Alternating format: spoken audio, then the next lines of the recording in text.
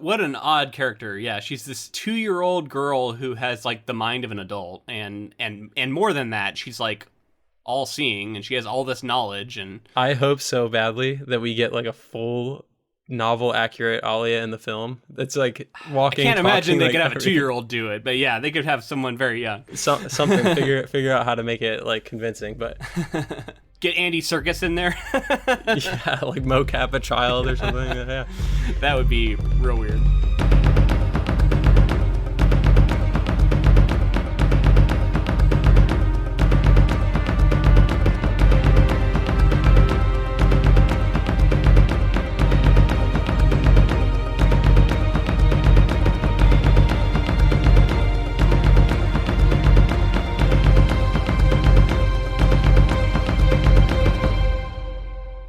Welcome, friends, to episode 203 of the Ink to Film podcast, where we read the book and then see the movie. I'm Luke. And I'm James. And this week we discuss the final third of Frank Herbert's 1965 novel, Dune.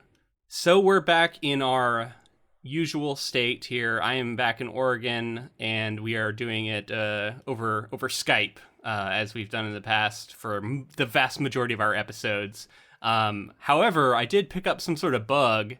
Not COVID, gotten tested. A lot of people I know who I've been in contact with have been tested. Everybody's negative.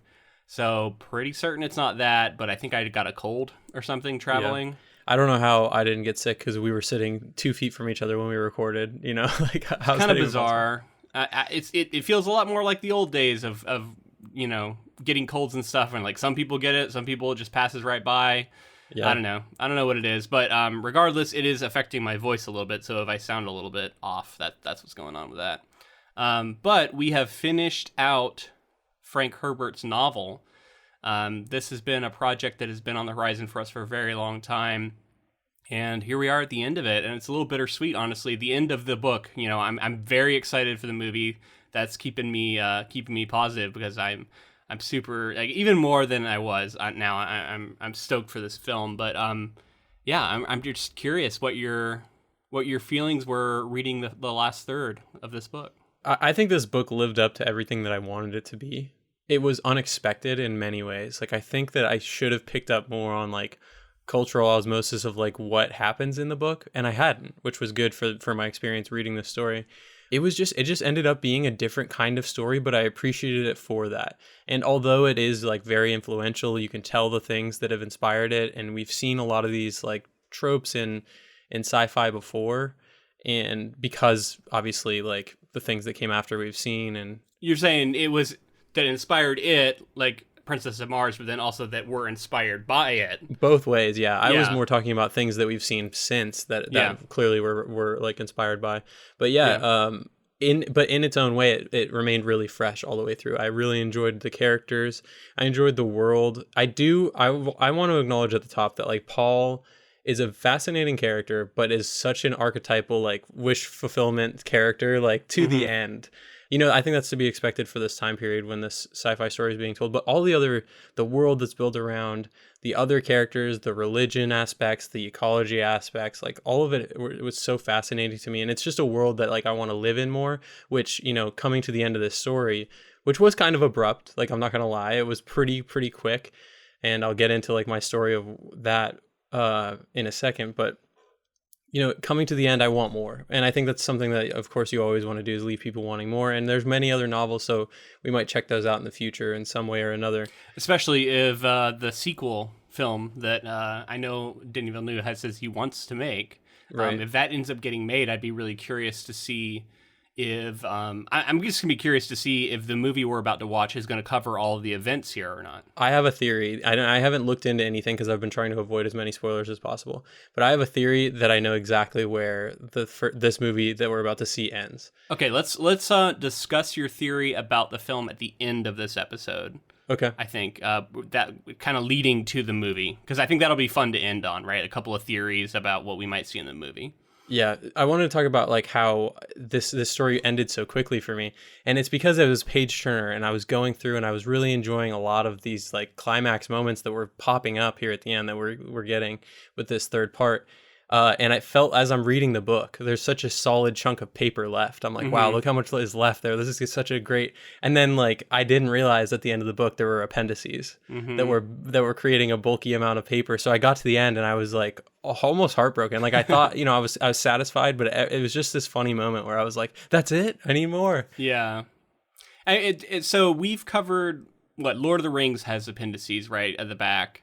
Right. And I just didn't even think to look. Yeah, and I know Wheel of Time, which we're hoping to cover Eye of the World at some point here when the show's coming out, and that definitely has appendices in the back. So it's something that I was kind of used to from reading epic fantasy, but it's been a while since I've had to deal with them, and I don't know. I want to ask you, like, how do you feel about them? Do you ever? I mean, clearly you didn't use them because you didn't even know they were there.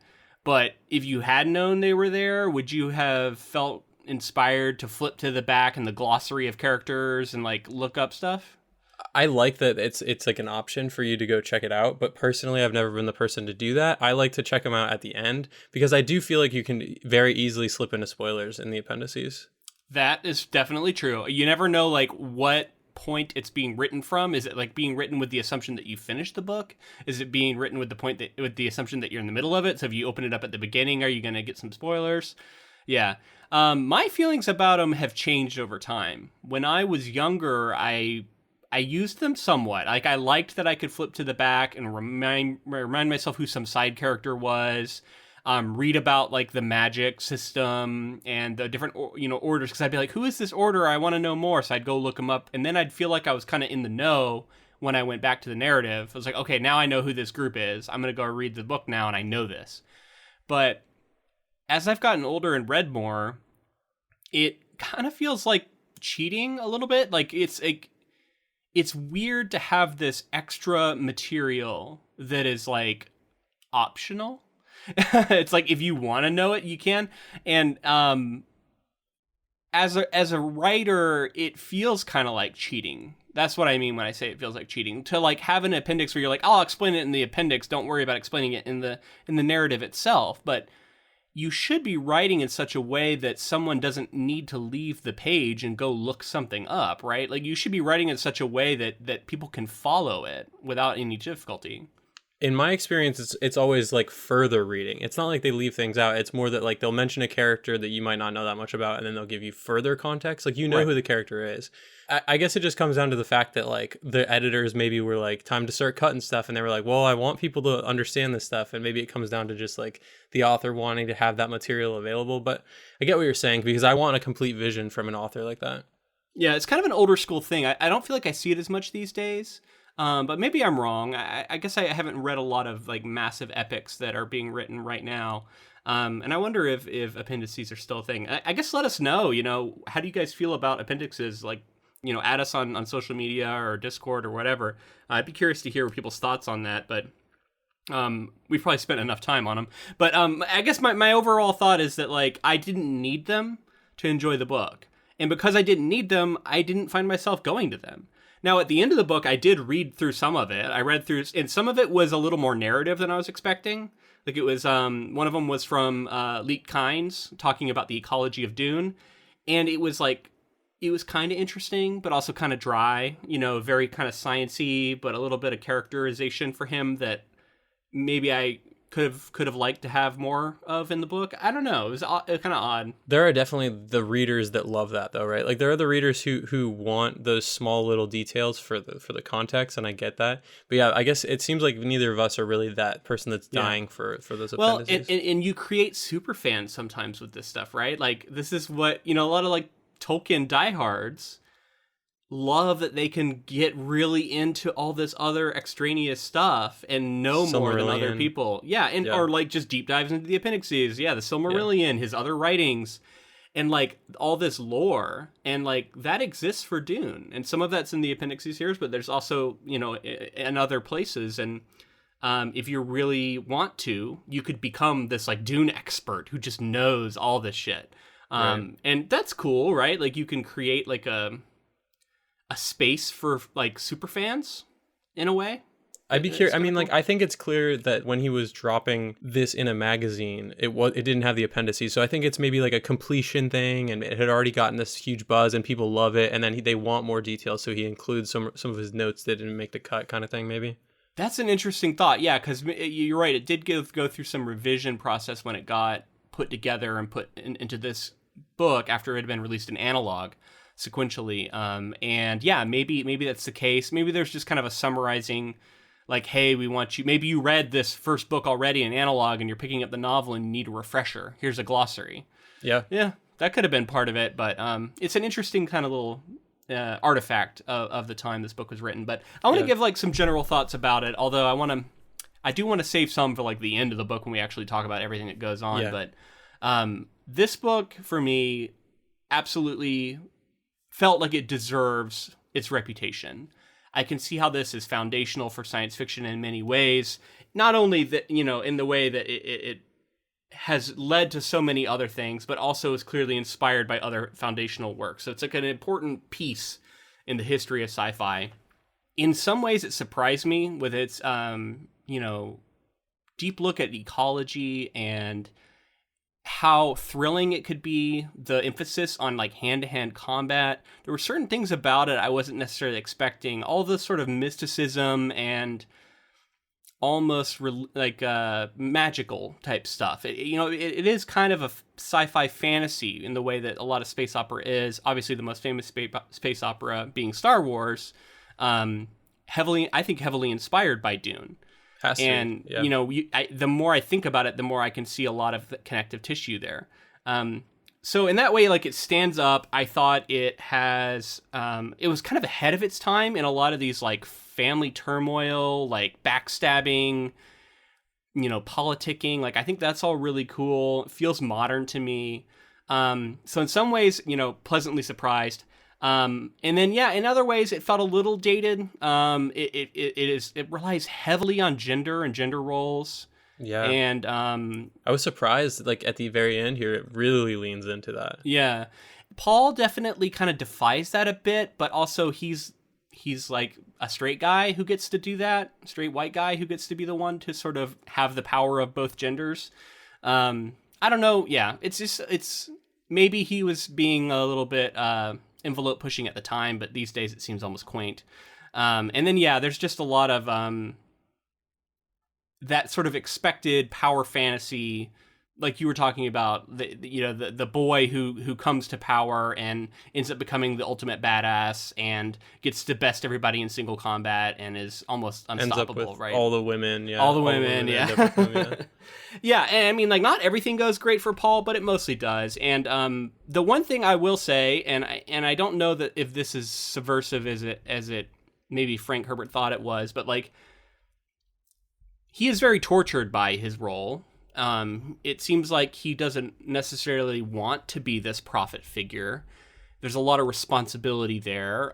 His ability to see the future comes with a lot of consequences for his, like, happiness. And it seems like Jessica really judges that. Like, she's mixed about his role. But that's also not super unique to the genre. Now, again, this is pretty early on, so maybe it was kind of new at the time. But I mean, I have definitely seen that in a lot of other places. Yeah. Did you at times have trouble, like, grappling with the character of Paul because of the fact that he would seem like the character that we know, and then other times because of this, like, multiple timeline lives that he's lived thing that he'll pull out frequently and like make decisions based on that? He almost felt like a character that was like, at some point in the narrative, we lost the Paul that we knew, and he's become like this new entity who like knows everything. And at that point, I feel like it was tough to like grab onto the character and like relate to him as much, Yeah.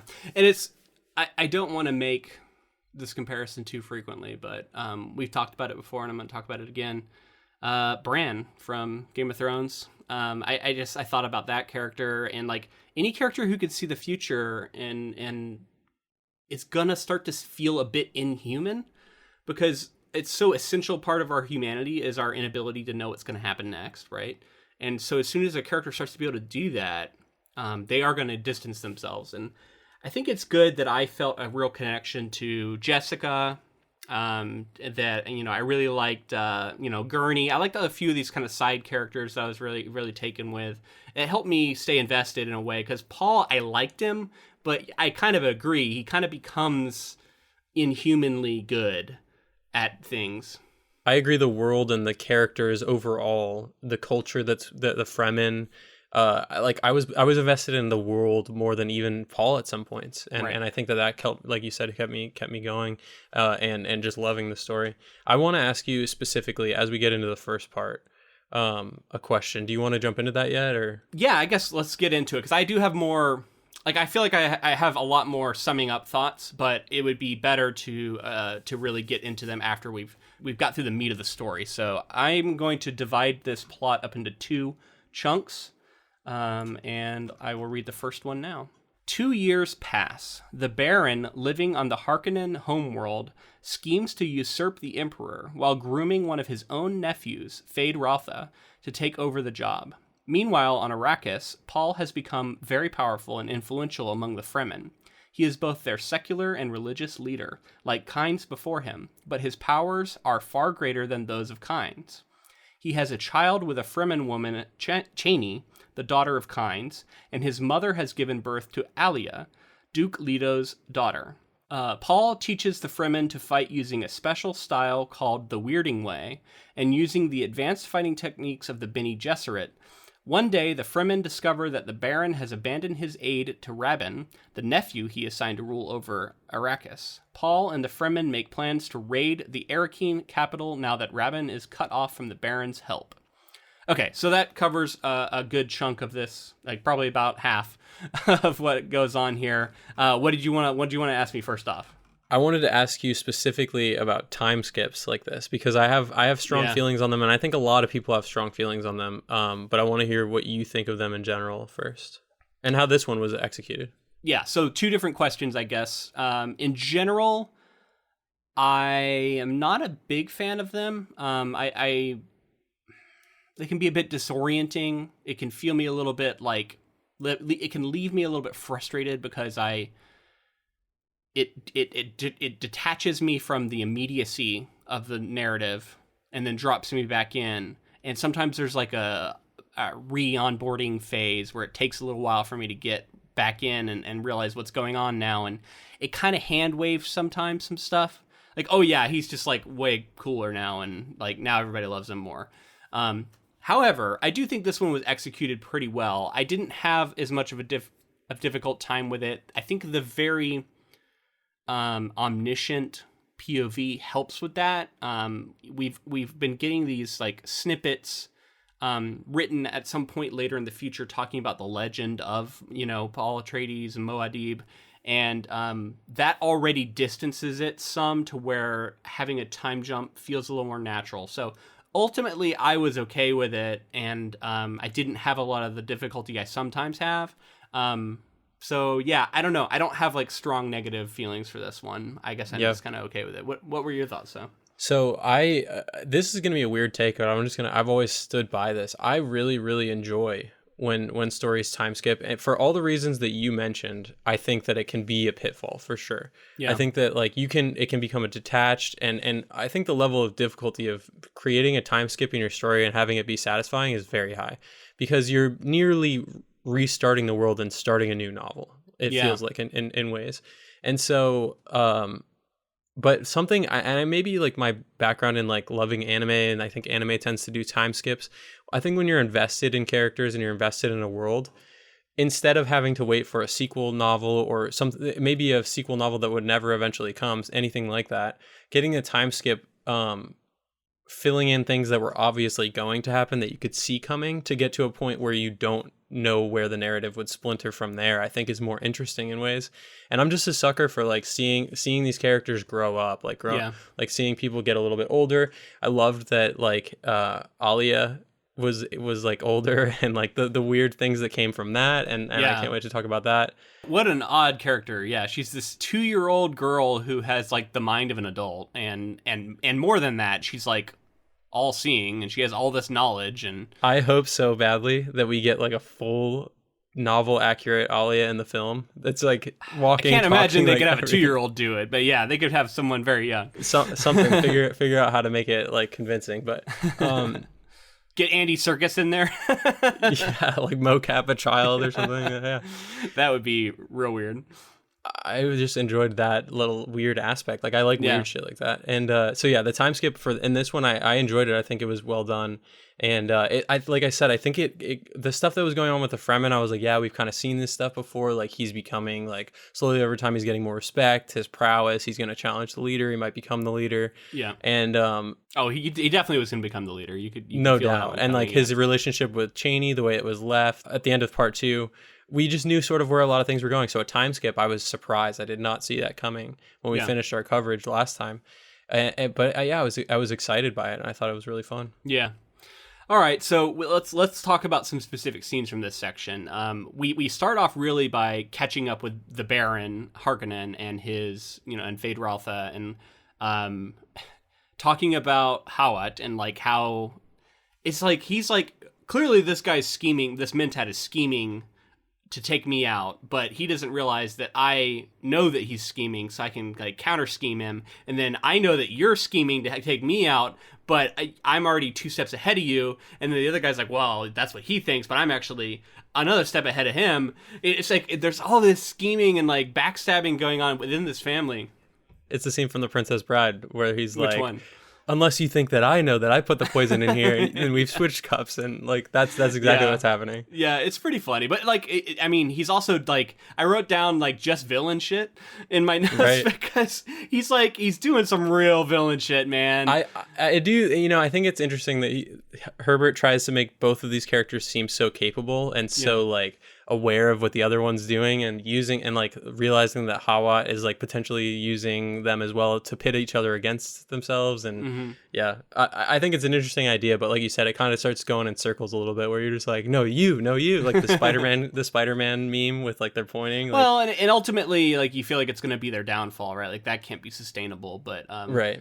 It's interesting to think like the Baron is trying to position Feyd-Rautha as the next ruler. Yeah. And this idea that Feyd-Rautha like can't wait or something. Like that's just like I'm going to take control. Like, I'm going to kill you first. He's like, slow down, man. You're going to be the next one. Right. Yeah. It's so funny. But yeah, I mean, the Baron orders him to like go garrote the slave master and then kill all of the women in the slave pits that he's been seeing. And then while that's right before that, he had killed this like boy who Feyd-Rautha had tried to get to poison Baron, but then the Baron figured it out, but because he was helped by Hawat. Anyway, scheming, right? And then he orders the guys who are carrying the body out to be killed as well, because he didn't like the way they were carrying the body. He was like, they did it in such a sloppy way. Kill them as well. And I'm like, that's when I was like, just villain shit. Like, just going off the fucking wall. He's sending messages to Feyd-Rautha at that point, too, like saying, like, I'm ruthless, and this is how ruthless you have to be in life, and all this stuff. But yeah, at the same time, still just like villain shit. And then, like, ordering him to, like, personally kill all the women, that reminded me... I mean, it's not the same, but, like, that reminded me a bit of an old Tywin Lannister. That felt like a Lannister move there. So, again, I can see the influence of this potentially on a young George Martin. So, I mean, that's where this book opens. And then we go over to the Fremen, and it's always kind of like it really stands out the difference, right? You have, like, these backstabbers, vile schemers, and then you have this group of like where there's a lot of mutual respect and like unspoken respect and a lot of mysticism.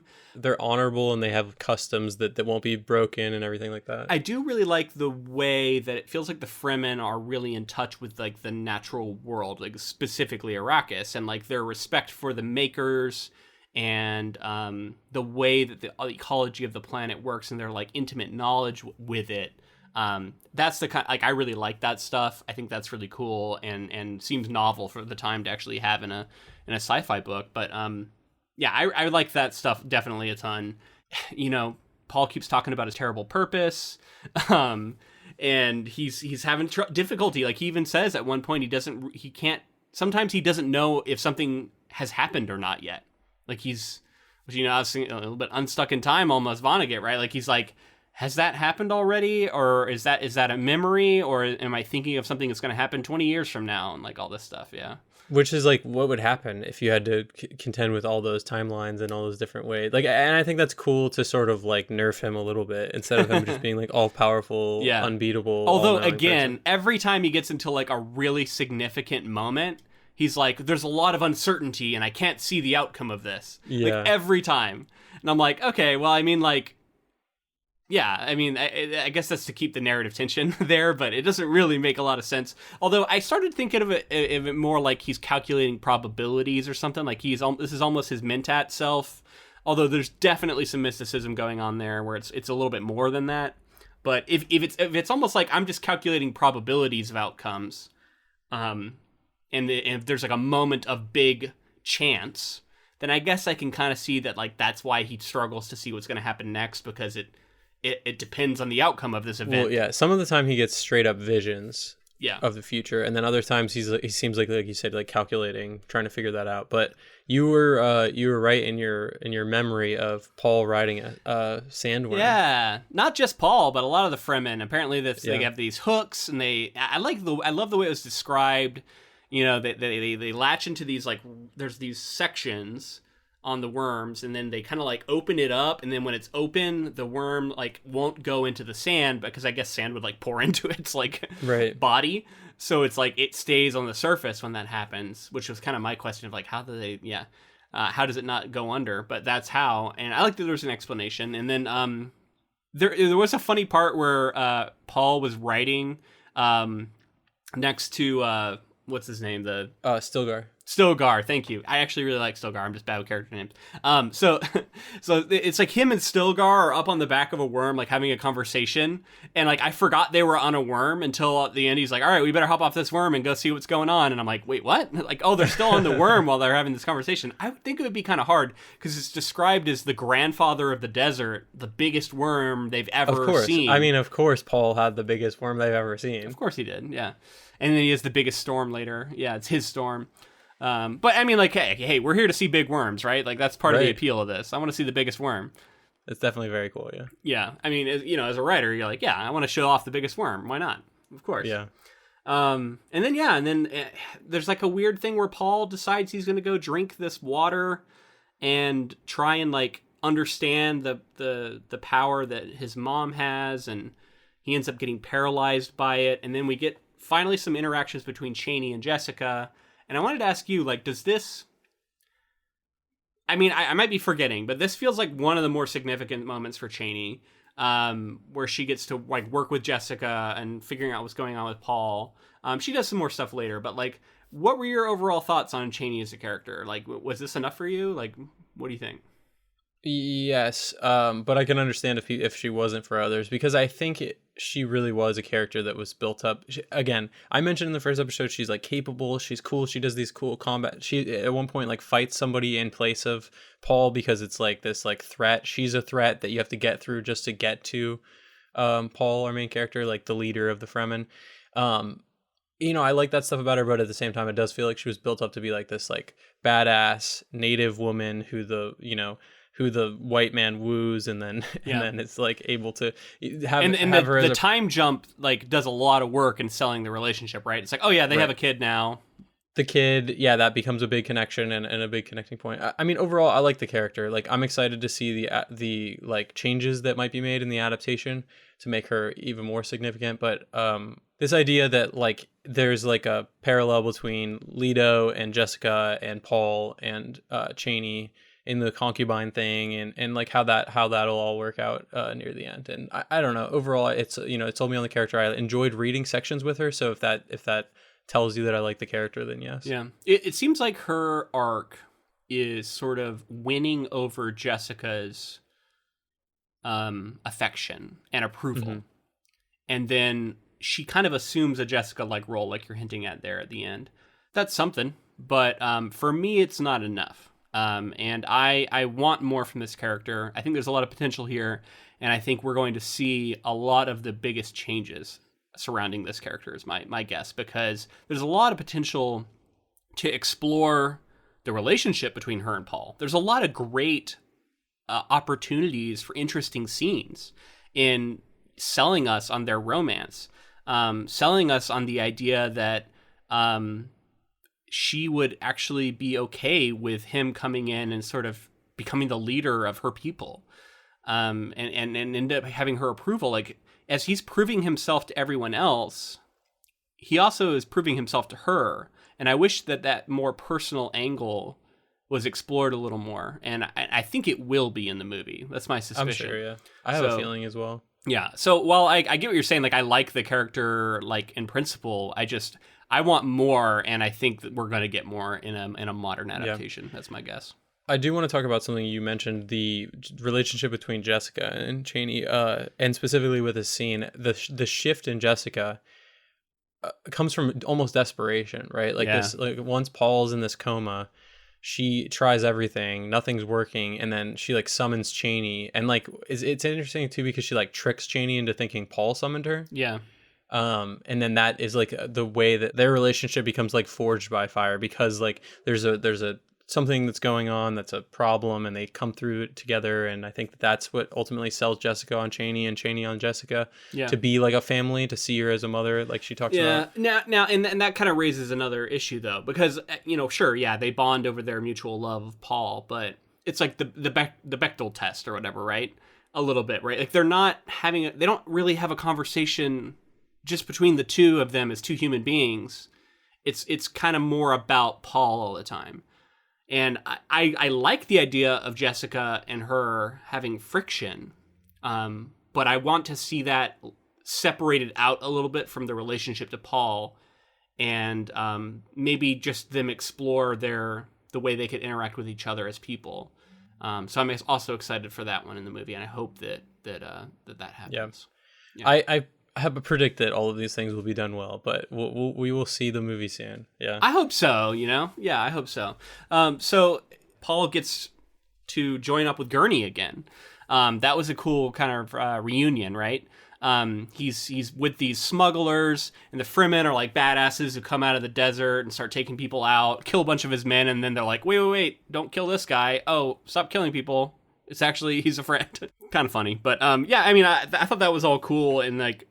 The reveal that Paul is still alive and that he's been changed so much by the desert, and now all of a sudden the, like, mentor, becomes the mentee a little bit, right? Like, he has to learn from Paul. Well, yes, as far as the Fremen culture is concerned, but also, like, who is more capable now? Like, he was the teacher who was, like, training him to be this capable warrior and all this stuff, and now Paul is, like, clearly the dominant one in this situation. And I think that it's so satisfying because it's something we've been waiting on from the beginning of the novel. Everything from the death of Leto till now, we've been waiting for these people to see Paul as Leto, basically, to see him in the same light as the like, seemingly graceful, like, merciful leader who would do the right thing and that kind of thing. And it seems like Paul is kind of filling that role, but I like how he plays with it here at the end. Yeah. I mean, are you talking about with the Fremen or with Gurney himself? Gurney and, like, Leto's men, the way that they view Paul. Yeah. Now, like, after, thinking he was dead this whole time, and then seeing that he's, like, come into his own in this other culture and has become even more powerful because of his connection to the planet and the Bene Gesserit power, the Mentat stuff that they taught him, everything. I did like the conceit of when he finds out that Jessica's still alive, is like, oh, that traitorous witch is still alive. Right. I'm gonna get her, and then that leads to a exciting scene where he basically sneaks up on her and gets a knife on her and is like, I'm gonna kill you. I know you like, don't speak because I know your words have power. And he's getting ready to kill her, and then Paul comes in, and they have the tense conversation where Paul has to talk him down and, like, try and provide proof that, like, no, she wasn't the traitor. And then it leads to kind of a cool moment where Jessica feels sad about what Paul has become and, like, how he has to behave now. And that's what kind of carries through. And the way she feels very conflicted about her own son, and she feels sadness for what he has to do. Yeah. One of my favorite things about this too was the moment when we get Jessica gets the revelation that she'd been, like, putting on a strong face and trying to hide her grief from losing Leto. Paul tells Gurney that he's seen Jessica like weep at night and the grief that she's had and all this stuff that she didn't know that he had seen. And it was interesting to see Jessica like realize like, oh my God, he's observant. Of course, he's perceptive enough to know this whole time what I've been going through. And he's been just like keeping that inside. And I don't know. I thought that was a good like moment for her to realize what Paul is like, where he is and what he's been thinking this whole time. And for Paul to sort of show that. And it's important, too, because I think this is the moment that pays dividends later, where we see her decide that her love for her son and her wanting his happiness is going to supersede any sort of like Bene Gesserit plans that might be in store for him as he becomes this prophesied figure that she's like been afraid he's going to actually be. She has to come to grips with like he is actually this prophesied figure, which is like, I'm not going to say it because it's difficult to pronounce, but Haderach or something, which it's 2 words. Anyway, you want to take a stab at it? Let me find it and then I'll say it. Quidditch, Hadrick. Quidditch hat trick. Yeah, that's what it is. Quizzic Haderach. That's my best attempt at it. It's something like that. I think that's what it is. Yeah, I think you nailed it. We'll go with that. Okay. I think so. Yeah. Anyway, it's something like that. And that's this prophesied figure that he is. And as she realizes, okay, if he's this person, there's been tons of plots and plans from the Bene Gesserit over the years for this person. But she realizes in this moment, that doesn't matter. All I want him is to be happy. And later on, that we'll see that, yeah. We talked last week and maybe even in the first episode about how she seemed like she was going to be this antagonist, like potentially like she was going to be a force against our main character. And I think, it was cool intrigue to the story, but this is the moment where Herbert reveals like, no, this is how she feels going forward. Yeah. Okay. Upon discovering the power of the Fremen, the Emperor himself comes to Arrakis, along with his Sardaukar and the Harkonnens. The Fremen attack the Emperor, quickly dismantling his spaceships while destroying the Sardaukar. In the battle, Aliyah kills Baron Harkonnen, and Paul's young son dies in a raid. Paul demands that the Emperor step down. Paul asks to marry the Emperor's daughter, Irulan, so that he may become the new Emperor. Feyd-Rautha challenges Paul, citing the right of vengeance, and Paul kills him in a duel. Powerless now, the Emperor agrees to Paul's demands, and Paul becomes the new Emperor. Okay, so that's a very broad overview of what happens in this chunk. But yeah, that's the rest of the book, and let's back up. They blow up the wall in the town, which I was very excited to see happen because we've mentioned before, we played this board game. And one of the things you can do is blow up the shield wall in the board game, which like removes the protection of this city from the storm that like circles the globe. And I thought it was fun that this is like something that exists in the game, but is right out of the book because they do it here. Yeah, when it was brought up, I was like, oh yes, awesome. And it also felt very like sort of Star Wars to me a little bit. You know, take down the shield and then you can attack the forces. And that tends to be a thing in Star Wars. Shield wall. Yeah, that's a good point. So yeah, I mean, we get this big attack where they go in and take over, but to me, it was a little anticlimactic. Like it felt. Was it because it happened so quickly? It felt kind of rushed almost. Like it does happen very quickly. It's like it's gonna happen. It's gonna happen. Okay, it's happened now. We're in the throne room. Paul's already won. This section that we're talking about right now might be the last like 2 chapters or something like that. Yeah, it's kind of short. I agree, and like it felt like kind of rushed. Like everything else had taken its time in this book. Yeah. I wish he had taken his time a little more here, because a lot of this is really great, really interesting, and I wanted to see a little more. Like, I don't know, just show me some more scenes.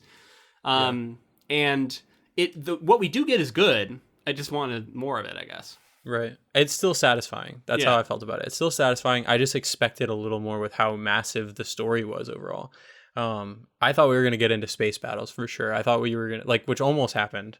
But I was like, I kind of don't want to leave Arrakis, so I get it. Well, and we just kind of get summarized. We're like, yeah, the Fremen, killed him, and Paul won. And it's like, oh, like I want to see some like actual warfare. I don't know, like, and like maybe that pushes it more into military sci-fi, and he didn't want to do that. But there's a lot of other military like combat just sequences. combat scenes, combat. So I think there was space for more here, and then there's also no epilogue, and not just epilogue, no like denouement. Like the story kind of abruptly ends. Right. There's like a falling action, but there's no like conclusion almost. Yeah. It's like the falling action is the conclusion at the same time, seemingly. But so it's a couple things that I want to rattle off. So it's originally mentioned that Paul has created this like killing commando force that are like amazing warriors and stuff, and because they're built up basically by the hardship of Arrakis mixed with Paul's training, so he's the weirding way training, the weirding way, so I thought that was fun, and I really enjoyed that, and just this idea that he's built up. Let's see a scene of them in action, right? Yes, exactly. But we do see the scene in the cave where like they take out the Sardaukar. Yeah, and like free them to give the message to the Emperor, to the Baron, or whatever, to the Emperor, and I enjoyed that. But some more combat would have been enjoyable. I do want to talk a little bit more about Stilgar because we just briefly mentioned him. Yeah, I love him as a character, and I love that there wasn't the predictable moment where Paul had to defeat him or whatever. I love that he was like this leader that was like, let's both lead, and like I'll be this leader and you'll be that kind of leader, and like he's like, why would we fight amongst ourselves? And it's cool because he's like changing the ways of the Fremen, but at the same time, some white guy coming in to change the culture, I guess, is not the greatest of looks. I mean, it is what it is in this point. I did like the Gurney and him had like developed kind of a mutual respect because they realized, I think, that they both operated in a similar way in Paul's life as these like kind of mentor figures, right? And I thought it was cool that like, I don't know, they had a kind of a mutual respect for each other, it seemed like. We absolutely have to talk about Alia. Yeah. So we mentioned her a little bit earlier, but yeah, I mean, this scene. So she's captured. The like big motivating thing here, which I thought was going to make Paul lose his mind, is the death of his son. Yeah, which it almost doesn't get enough weight.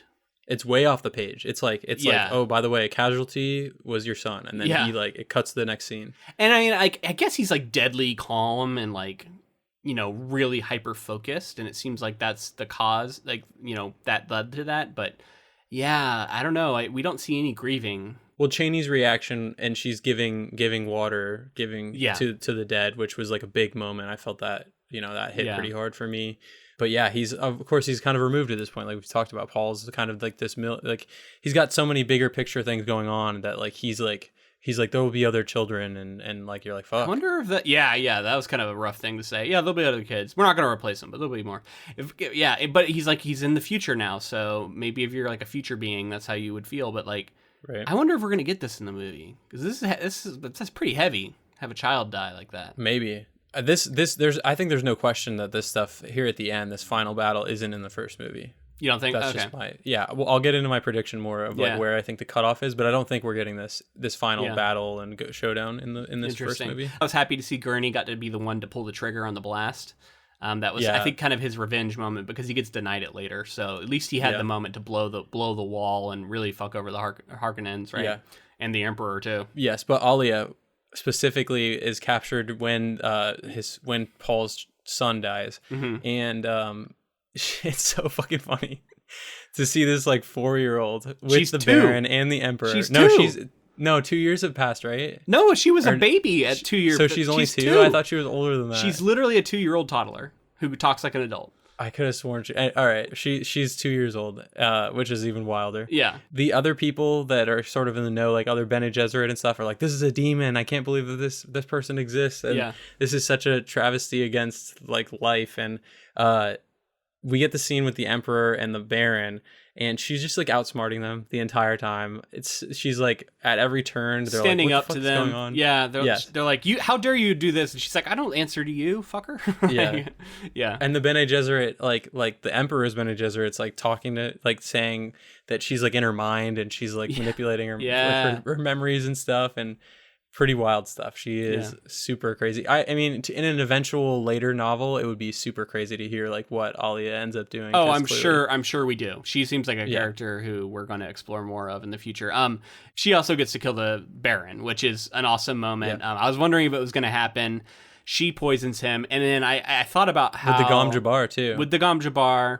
And I thought about how it is actually really satisfying to have a child be the one to kill him, because we have seen him turn his violence and his, depravedness, against children throughout the book. So is kind of his just desserts.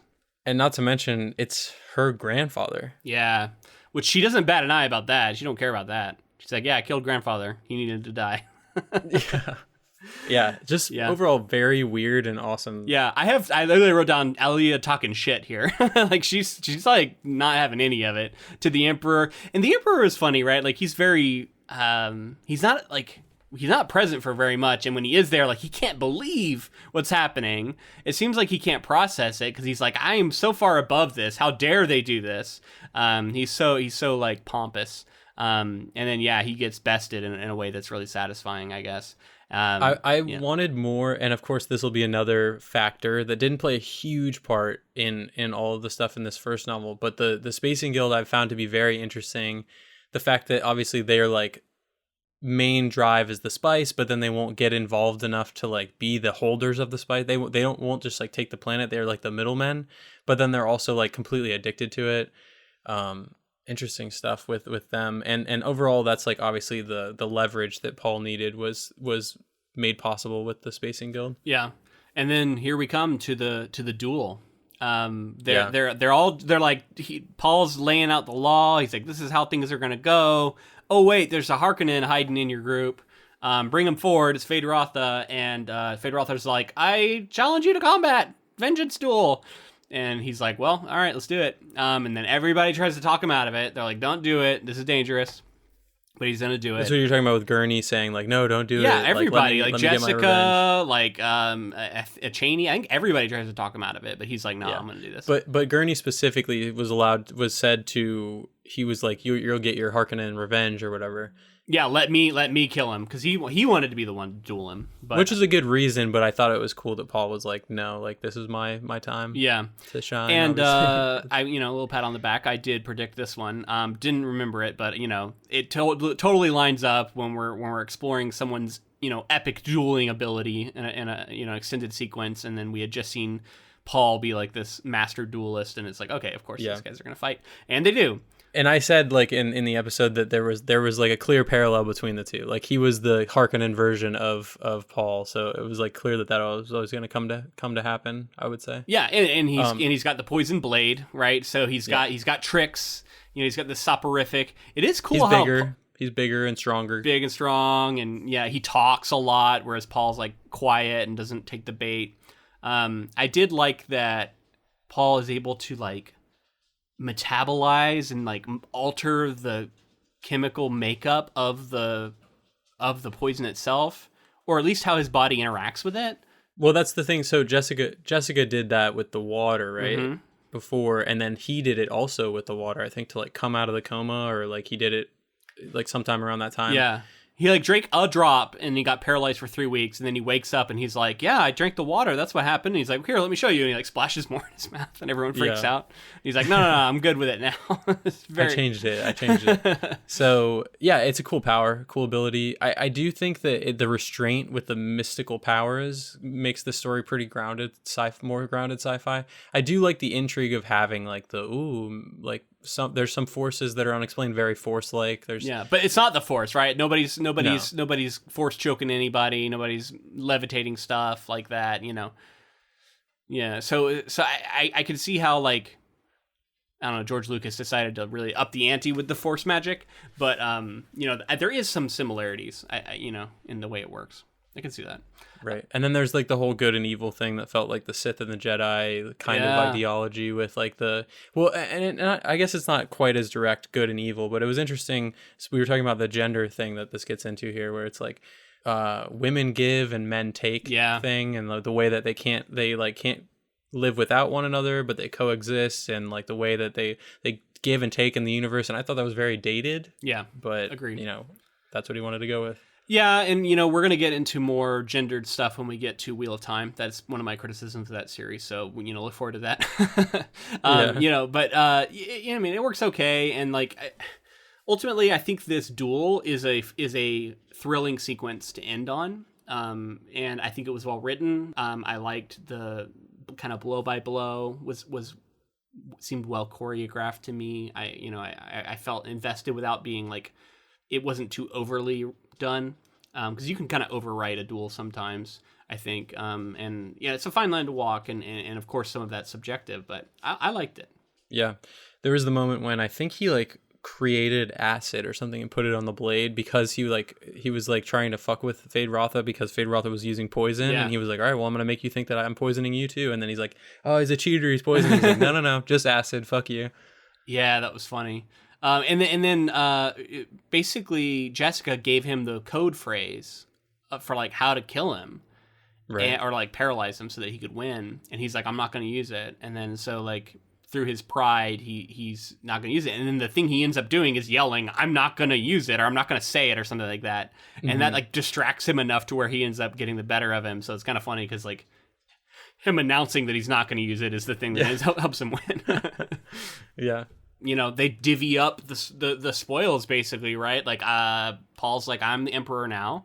Emperor, you're going to go live on your prison planet. Where, you know, it sounds like everything is really fucking rough. I think we saw somewhere that like 60% of the people who go there die. However, they're also going to like supposedly make it nicer over time. I don't know how quickly that'll happen, but yeah, I mean, we see seize control. The Fremen are going to remain sort of like their own thing, who are like not sort of held by a lot of the rules. And then, yeah, he's going to take on this princess as his new wife. And as sort of a political move to establish him as the emperor. And Cheney is, you know, a bit upset about that, but then we get him sort of like tell her like, oh, I'm never going to have like a moment of warmth towards her. I'm never going to look at her as anyone other than like a political piece. And what I say to that is, sure. Okay. Sure you will. Like, we'll see. We'll see. And I'm sure in future novels, there's a lot of like tension brought about by that whole relationship there. But then again, I don't know. Maybe he stands by it. I don't know. But I mean, also there is kind of a revelation because this is the woman who is writing a lot if not all of the like the things that lead off every chapter. These like historical looks at him. So, and then we get a reference totally to changes where the context of that. Yeah. Totally different context. Like if we were to go through and read them now, totally, because I had no idea for a little while. I don't know that we knew who that was. Yeah, exactly. No, I had no idea. And she does say, I think it's Jessica says that like, oh, she has like a literary interest, so hopefully that'll keep her happy. And it's like, okay, so I guess that's the nod to like why she's gonna write all these histories down. That was what I took from that. We did jump over something that I think we got to talk about, and that's Hawat. Yeah, he's been poisoned at this point, so he's like already dying, and I guess he was the Baron scheming once again. Had you know thought that he would come and kill him at a revenge, seeking revenge, but he does not. Yeah, and the Emperor's like kill Paul, but Hawat doesn't kill Paul, obviously, because he was always loyal, which we knew. We of course like all of Leto's men were going to be honorable to the very end. Yeah, well, and then the Emperor also orders this Count Fenring and tells him, all right, go kill him now, because apparently this Fenring is someone who Paul has never been able to really see in his visions. And so he's like, maybe this is the guy who kills me.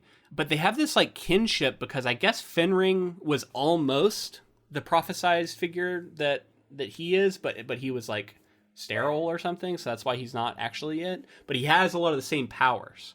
But again, a character who does not feel fleshed out as much as I would have thought. Definitely seems like, next book or something. This is one of those times where you would want something from the appendices or something, or Well, I'm like, this is a character they're going to explore more in future books. It has to, yeah. It's very interesting, the prophecy. They did this in Harry Potter as well. This idea of a prophecy with multiple people maybe being the prophesized person. And you know, that's an interesting thing to think about and to explore, because it gives, for one, there's like this brotherhood or kinship between the two of them. And Count Fenring is like, no, I'm not going to kill him. And then I think the Emperor like slaps him in the face, and Fenring is like, we were friends once, so I'll forgive you for that. Because clearly, like, going forward, Fenring is going to have a relationship with Paul in some way. And, you know, I'm sure Paul could do whatever he wanted to the Emperor ultimately if he wanted to say like, that's your one chance, like chill out, like time for you to stand down. Yeah, it was funny. It was like, you get one. Yep. But that's it. Yeah, pretty funny.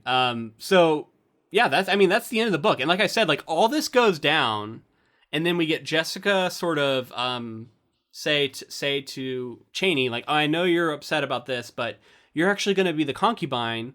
And much like I was the favored concubine, that could potentially be like a really good role for you, where you're going to have the real power and everyone will remember us as the true wives. And so they kind of bond over this. It did seem like kind of a strange place to end. Like it was supposed to be like almost a heartwarming, like you get to be the concubine, but everyone will know you're the real wife. And that's the way the book ends. And I'm like, I don't know that really landed for me, but yeah. So final thoughts on the book. You know, I want to talk about mine, but I'm curious. Yeah. Did this book live up to all the hype? How do you feel about it? Is it one of your favorite books you've ever read, or is it more just like, was it pretty good? Like, what were your thoughts? So yeah, I kind of already mentioned it. Definitely lived up to the hype for me. Going into it, I had a little bit of doubt. I was like, will this hold up to this amount of acclaim? To me, it absolutely did. The world is fascinating. I wanted more of that. I wanted more of the many different cultures that we're hearing about, like the different worlds, things that are happening off world, the political machine that we see that's in motion, and then a lot of the stuff that's being set up, right? This jihad, like that's gonna happen, right? Yeah. There's no way to stop it. It seems like the prophecies that show up in Dune seem to pretty much come true, whether people push back against it or not. But it'll be intriguing to see if Paul is a powerful enough being. He's godlike at this point. Mm-hmm. Like, can he push back and change fate in a way that we haven't seen a character really do in the story so far? I just really found myself taken with the world. A lot of really, really fun and memorable characters. Clearly a legacy story, like you talked about, for the past, bringing the past forward, and then you know, changing the future of what sci-fi fantasy would be. I love it. And do I think it's my favorite novel I've ever read? No. But I like it a lot. I'm a big fan of it. And I can totally understand people saying that it is their favorite. Yeah. Because it does feel like this very specific, perfect peak in a period of time of sci-fi fantasy. And like, I just see it as I'll always see it as a beacon in a similar way to that I see something like Lord of the Rings. Lord of the Rings isn't my favorite book. It is one of my favorite books. You know, I think I would put Dune up there with like one of my favorite sci-fi fantasy stories for sure. It was that fun.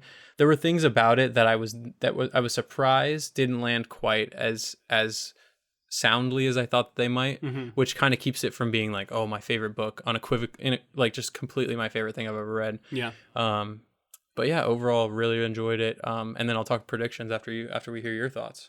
Yeah, so I think this book is absolutely brilliant in its world building, in the scope of its ambition, in its attention to detail, the way Herbert explores the ecology of this planet, and the way the ecology plays into the economics, which plays into the government, which plays into the religion, and how the religion operates, and he's kind of cynical about it, the way that the Bene Gesserit are this sort of shadow government who are controlling things. And there's definitely an exploration of like, I was thinking about how the Bene Gesserit, like setting up these prophecies, it is kind of reminiscent of Christian missionaries a little bit, right? Like if we go into these other countries and we have a mission where we pass along Christianity to them, then there is kind of a like, well, if we ever need to go back there in the future, we'll have a bunch of people who agree with us, you know, spiritually, and so that'll give us like a foothold. Yeah, and so I wonder if he was being inspired by that a little bit, and so there's a lot of real world stuff you can start looking at. Paul Atreides here is definitely kind of a white savior, but he also is someone who appreciates the culture that he's come into, and he means well, and in the sense that like, I'm not saying white savior trope isn't problematic, because it is, but it kind of comes from a place of like well-meaning, and that's how I kind of feel here. Like he's well-meaning, So it's interesting, right? It's not without its problems, but again, written in 1965, and in many ways I'm kind of astounded at how well it holds up for being that old. And yet it really does, hold a lot of really cool things. Ultimately, though, like, is this book one of my favorite novels? No. Is it one of the best sci-fi novel books I've read? I think so. I'm not as well read in sci-fi. It's definitely up there. Is it the best sci-fi novel I've read? I don't think so. Just from my personal taste, I don't think so. But it's got a lot going for it, and in sort of a selfish way, it is, I think, an excellent book for me to be reading right now as I'm revising my underwater Earth novel. Because the attention to detail with the ecology and the way that Herbert doles out information and picks and chooses what is important to talk about is definitely a good lesson, right? Like it's an example of how it can be done. Not saying that I have to do it the same way, but it's like, okay, this is the way somebody did it and did it well, and there are lessons to be learned there. So as a writer, I think it is a very interesting novel, especially right now for me to be reading. So I like that part of it. I think I talked to you about this off air at some point, or maybe I mentioned it in one of the episodes, but like this is like our shit. Like this is the stuff that we love. Like this is the type of story that speaks to me and always has. So like to get that kind of story is always a massive deal. So that's why I'm going to always remember it, and I'll carry Dune with me, and I'll hold it in high regard for sure. Well, and it's also, I could see why people have said to me, you haven't read Dune? Like with incredulous, right? Like, and I can see why, because this is the perfect overlap between epic fantasy and sci-fi. Like, if you're a massive epic fantasy fan and you're like wondering how to get into sci-fi, I can see why a lot of people recommend Dune, because I felt very at home with all these characters and all this unexplained terms, and which is overwhelming for people who don't read a lot of epic fantasy, who does this quite frequently. I think a lot of hand-to-hand combat and magic, like, even if it's not like as direct, like there's a lot of overlap there, and I felt very at home in that sense. If I had read this when I was late teens, early 20s, I would have probably loved it even more, is my suspicion. So I think we have to talk about theories going into Denis Villeneuve's film. Yeah. I'll start with asking you, like, any big theories? Where do you think I think you kind of mentioned a little bit, but where do you think it'll end? How do you think that... You seem to have an idea for where you think it's going to end, and I'd be curious to know, because I feel like there's a couple of potential spots, depending on how he wants to divide up the story. But it does seem like the story will feel unfinished even more than this one does if we don't get the death of the Baron. Because that's the one, like, he's the big villain throughout. And if he isn't dead by the end of it, I think that's going to be a clear sign that, like, oh, we're getting a sequel. It'll feel almost like Fellowship and Two Towers. It's like, oh, this is just part one of a longer story. I think that's exactly how it's going to feel, though. I think that this has always been planned to be two movies, and he was like, I'm not making it unless I'm making both. So where do you think is the natural... Is it the time jump? Yeah, it is, yeah. And the reason I think that is because I think Denis Villeneuve sees how quick everything was in this third part. And I also think that we're probably going to see things brought in from later movies or later books. But I don't know that for sure. Yeah. Like, I have no idea with what's going to happen. I just assume small things will probably be pulled in to give this... Because this story, we said, felt abrupt. I bet you that there's some satisfying things that happen in later novels that he can thread into the end of this to make it feel more complete as a saga, and also to flesh out a lot of the stuff that seemed like maybe we flew by in the book here in this third part. And if they do what I suspect and hope that they will do, and that's focus more on Cheney and Paul's relationship, I think that will feel more central to the story. And if by the end she has come to accept him, and he has come to accept his role in the Fremen, that is a sort of narrative finality enough to hang your hat on. But there needs to be some sort of climactic scene or battle, perhaps.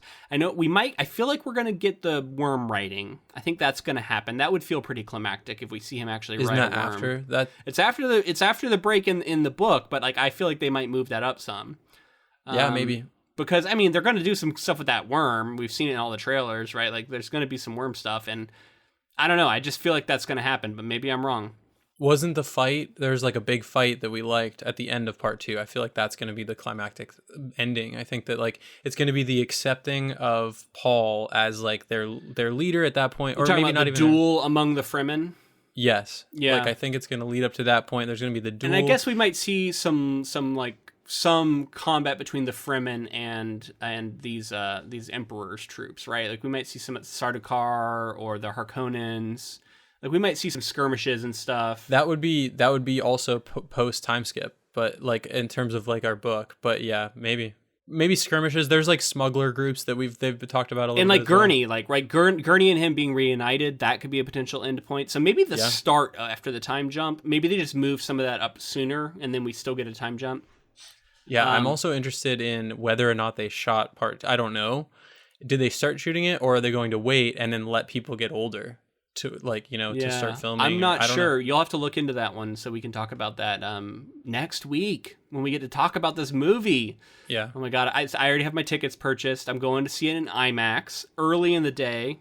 Gonna see it and hopefully the theater won't be super packed, but we'll see. I'm of two minds. I hope my theater is not super packed, but I hope for the sake of the movie, a lot of people go see the movie. Exactly. Like I want it to do well, but I'm going at like 11:30 a.m. on a Sunday, so I'm hoping that won't be a super popular time, but who knows. But yeah, man. I mean, I'm going to see it in IMAX. I'm so excited because like. I just like seeing movies in IMAX, like I think I saw there's a 3D version, but I'm like, no, go in 2D because I don't think this movie was made and designed to be 3D. And I just like IMAX as a format, and it's like combining going to the movies, which is an experience I love, with almost like being on a roller coaster because it's such a sensory experience. Dude, if you haven't, I don't know if you would like this or not, but they have 4DX showings at Regal's. Yeah. And they're legitimately roller coaster rides. And something I was thinking about, this came to mind. I've only seen a few of those films, and they're like, they're expensive, like $25 a ticket or something wild like that. Yeah, you guys have some wild theaters in Orlando. Yeah. We went to one that was like quite epic when we saw, I think, the final Star Wars movie. There's some really cool ones. Those 4DX showings are interesting. You sit and it literally moves you around. The chairs move around. But the thing that I think is the coolest, so like wind blows when the wind's blowing in the film. The coolest thing is they give you scents and like other sensory things as well. Like cinnamon, imagine, man, you better smell some cinnamon when we see a sandworm. Imagine how cool that would be. How are you gonna see it? I haven't bought my tickets yet, but I'll go see it in IMAX for sure. There's no question in that. Maybe you should do a 4DX showing too, just to. I don't know. I've never done it for my first viewing. Oh, I guess I did it for like Beauty and the Beast, but I've never done it for something that I was like really, really invested in. So just the screen not as good as IMAX though? So we have a few. There's like, I mean, we can go down this whole theater thing, but there's a couple different. Sorry to break the bubble for some people, but some of the IMAX that's marketed as IMAX isn't full IMAX. Yeah. So there's like IMAX, and then there's like real IMAX projection, screen size, sound quality, and then there's the 4DX. I don't think is like an IMAX screen or anything like that. Yeah, probably it's not. Just a smaller theater with a. But the IMAX here for us is pretty nuts, and I'll probably end up doing that one. This great format, like you said. The sound you can't beat the sound quality too. That's the other big thing. Yeah, and it's too loud for some people, and I get it, but once the movie starts, like usually it's like the trailers are super loud or something, or the commercials at the beginning. But once the movie starts, you get some real deep bass, but otherwise it's good. Anyway, if it wasn't clear, we're obviously excited for the movie, ready to go watch it. I hope you are too. I hope this is a movie you're all going to see. We want to support this kind of science fiction being made. It'll be on HBO Max as well, same day, which I feel I'm conflicted about, but it will be there. Yeah, and if you're unvaccinated, obviously stay safe, watch it at home, and also get vaccinated. And also, if you can, some people can't. Yeah, true. Yeah, so please do if you're on the fence about it for some reason. I don't know. I doubt any of our listeners are, but maybe. People surprise me. It's safe. Do it. We've all done it. We're fine. But yeah, I mean, I hope we all support this movie because, like, I am not a hater of Marvel, but I absolutely acknowledge that it dominates the industry right now. And in some ways you could say it's keeping the industry afloat, but in other ways you could say it's, like, suffocating. And one of the things I want to see is auteur directors coming in and making massive films that are outside of the Marvel safe cookie cutter thing that you sometimes get. Not saying that Marvel doesn't ever come out of its own stuff, but there is certain identifiable things that are very Marvel, right? And I'm worried that we're moving in that direction with a lot of our blockbusters because it's safe and people know it'll sell. And I don't think this is going to be a safe movie. It's my suspicion. And I'm very curious to see how it does. I hope it does well because I want more stuff like this. Yeah, this is what I want. I think we're just optimistically, like I almost always am. I think we're in a good spot. I think we're gonna have plenty of good films from Marvel. I think we're gonna have plenty of auteur filmmakers continue to make big films. I think what we're not gonna have anymore is mid-budget films. That's a conversation for another time. Yeah. I think that this is going to be so much fun, and I cannot wait to see. I mean, like we said, been waiting since like one of our first projects to see this Denis Villeneuve masterpiece. So wild. I've already dubbed it a masterpiece because it's Denis Villeneuve. So we'll see. We'll see. I mean, yeah, maybe. I mean, I'm worried we're setting ourselves up to be disappointed, but yeah, I hope it lives up to everything. One way or another, we'll be honest about it. I just, you know, I'm excited because I love that guy. Yeah. Me too. So I did want to say, if you would like to support this podcast, we are on Patreon. And on Patreon, we are going to be posting very soon a poll for our upcoming quarterly project. And it will end up being the project we do right after Dune. So I actually got to get this poll posted very soon. I don't even know for sure what's going to be on it. But if you would like to be able to vote on our next project, join up our Patreon, because that's where you're going to want to be be able to vote. And you can directly influence what we will cover next.